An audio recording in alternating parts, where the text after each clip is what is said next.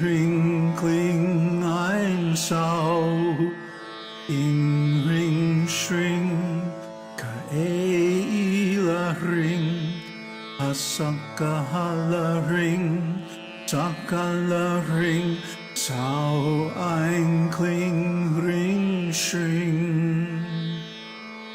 Om.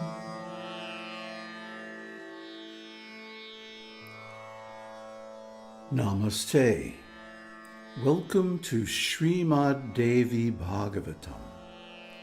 The Sanskrit verse you just heard is the Sodashi mantra. Sodashi mantra is the most powerful and beneficial Vedic prayer. It invokes the Shakti of goddess Lalita, also known as Tripura Sundari, Mahamaya, Durga, and many other names. Who is goddess Lalita? This Śrīmad Devī Bhāgavatam is her story. Listen, and you will gain immense spiritual benefit.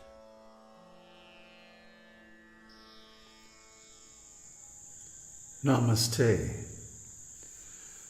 So everybody seems to like the commentaries better than the reading. But without watching the reading video, you can't understand the commentary. So I think what I'm going to do is combine them both. Read a little bit and then make some comments. It'll be slower, but hopefully will help to keep some of the attention. So we're on the fourth chapter of the first Skandha of Śrīmad Devī Bhāgavatam. And so far what happens is Vyasadeva becomes despondent because he doesn't have a son and he thinks he can't get to heaven. So he goes to a beautiful spot in the mountains and he runs into who? Narada Muni. Narada Muni always shows up, just at the right time to forward the plot. And so he asks this question, who can I worship who will give me a son very quickly? Now here's Narada's reply. Sutta said, thus questioned by Krishna Dvaipayana Vedavyāsa, the high-souled Narada Muni, well-versed in the Vedas, became very glad and spoke thus.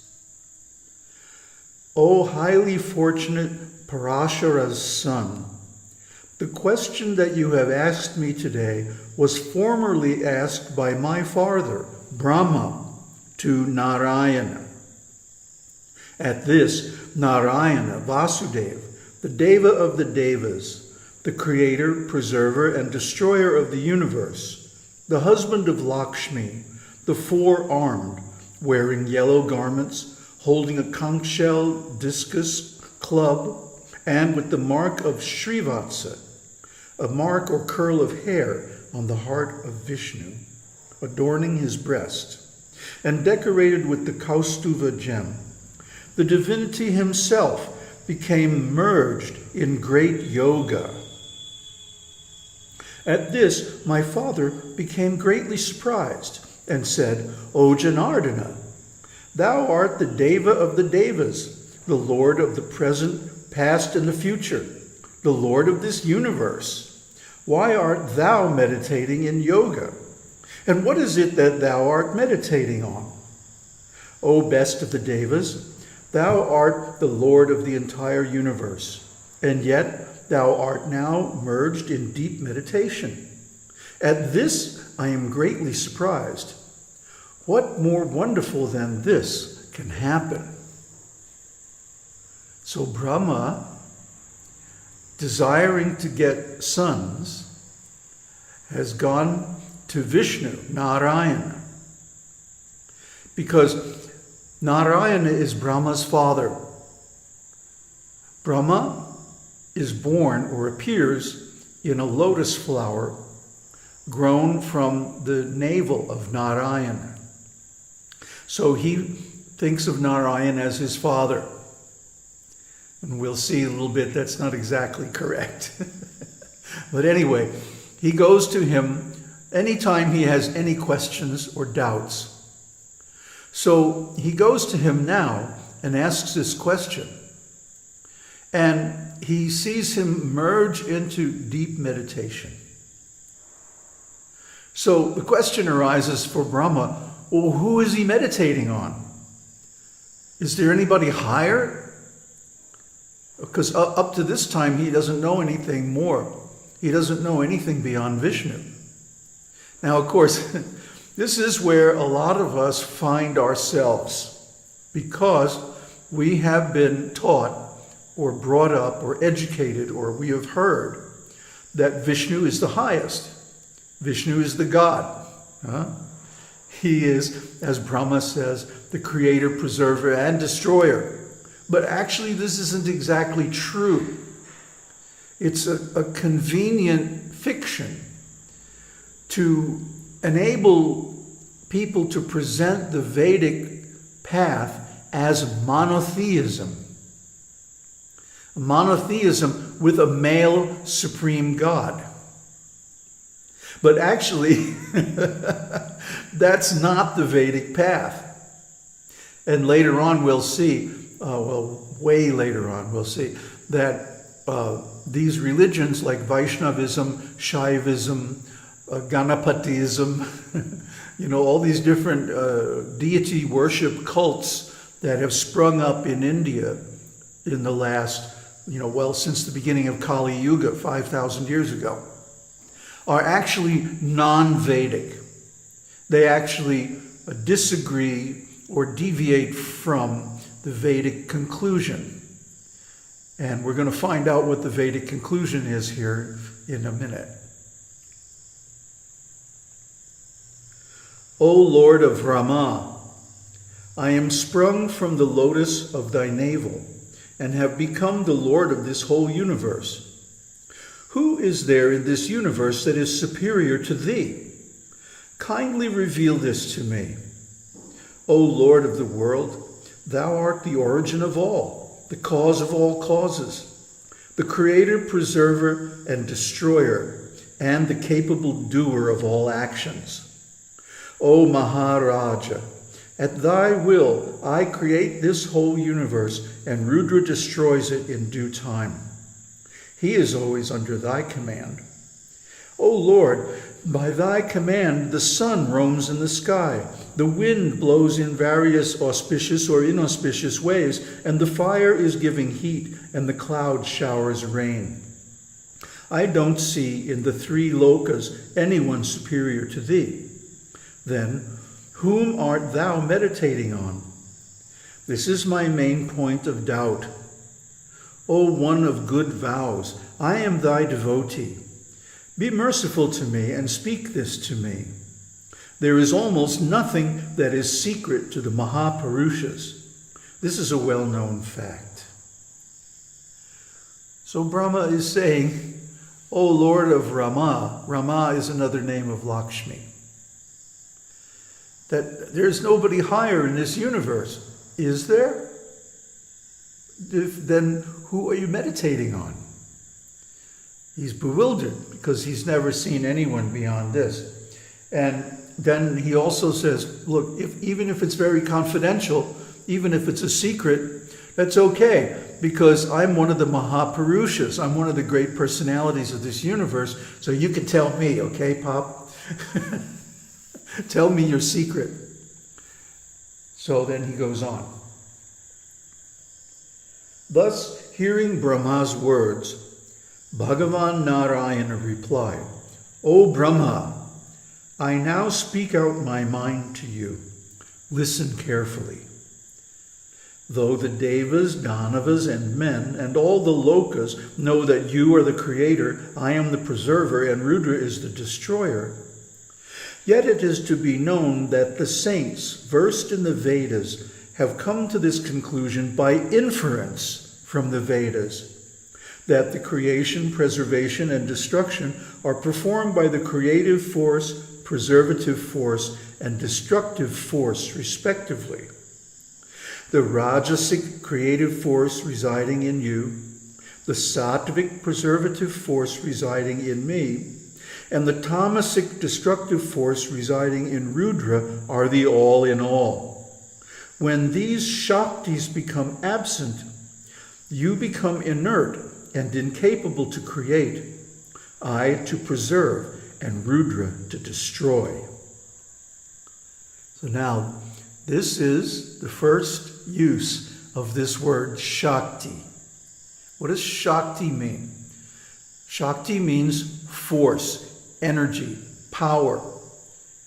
In physics, power is defined as the ability to do work. So when we talk about horsepower or the power, for example, to move an object, the most fundamental equation in physics is F equals ma. Force equals mass times acceleration. So the force, all you Star Trek fans, the force is the fundamental energy that makes possible all phenomena, all existence, motion, and ultimately destruction in the universe. So Viṣṇu is kind of bringing in subtly this idea of force or Shakti. And Shakti is going to become the dominant theme of this whole work. O intelligent Sruvrata, we are always under that force, directly or indirectly. Here instances that you can see and infer. At the time of Pralaya, I lie down on the bed of Ananta, subservient to that force. Again, I wake up in the time of creation, duly under the influence of time. I am always subservient to that Mahashakti.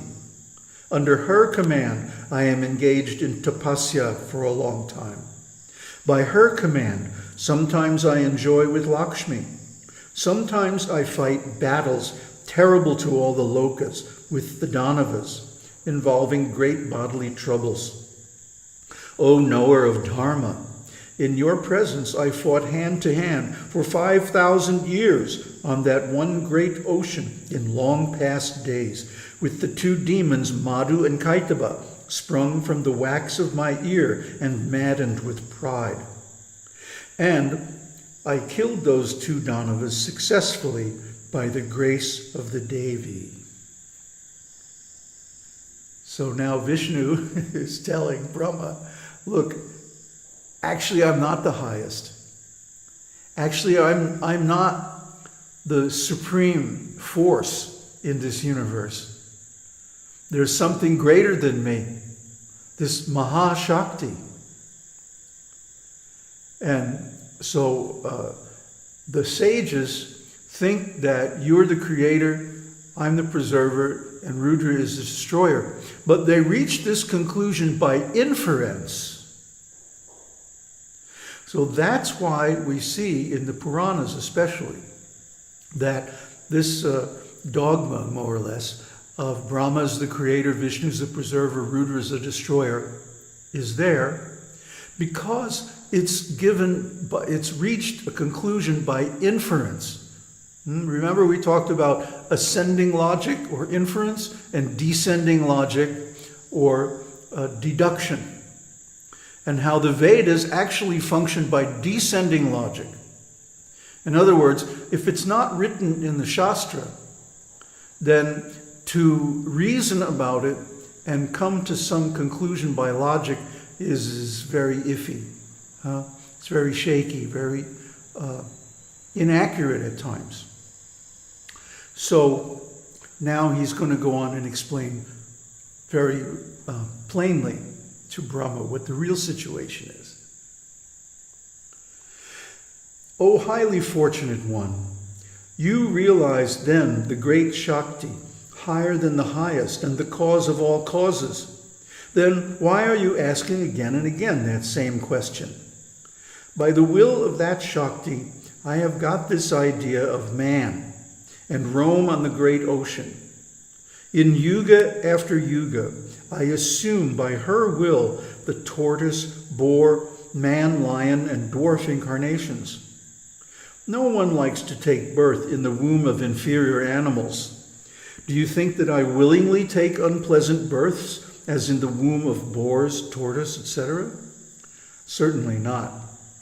What independent man is there who abandons the pleasurable enjoyment with Lakshmi and takes birth in inferior animals like fish, or leaves his seat on the back of Garuda and becomes engaged in great war conflicts?